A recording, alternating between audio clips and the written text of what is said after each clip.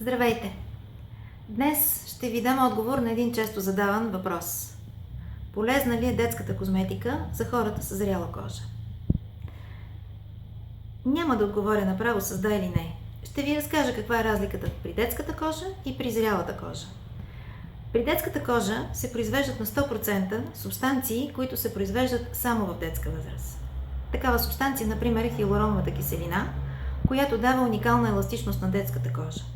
Произвеждат се субстанции, които са свързани с интензивната хидратация, които правят кожата много бързо заздравяваща, много бързо възстановяваща се и дават възможност тя да се променя много динамично в израстването на едно дете, което във възрастта от 0 до 3 годинки израства с най-големи темпове в сравнение с всички останали периоди от следващия живот.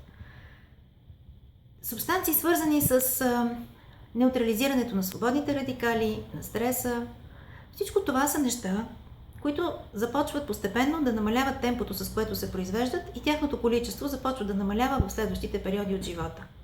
Много важен такъв елемент, например, е един от типовете колаген, които се произвеждат само в детска възраст и които след това в следващите етапи от живота вече не съществува.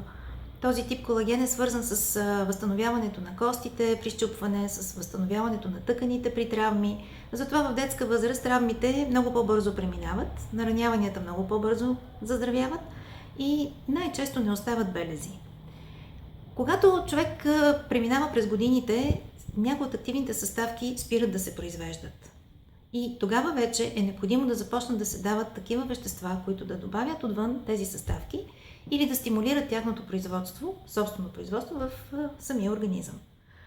При детската кожа липсва нещо, което при зрялата кожа го има. Това е защитата.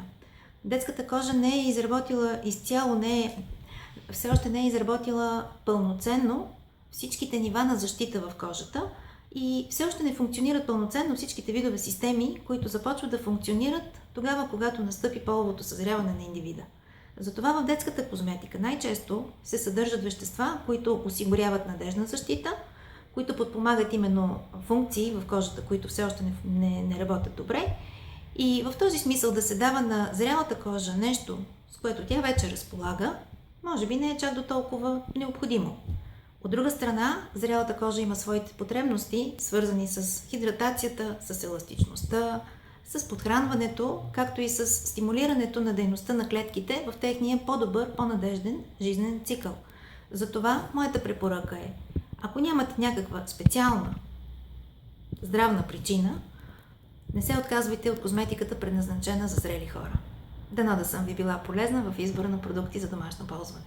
До нови срещи!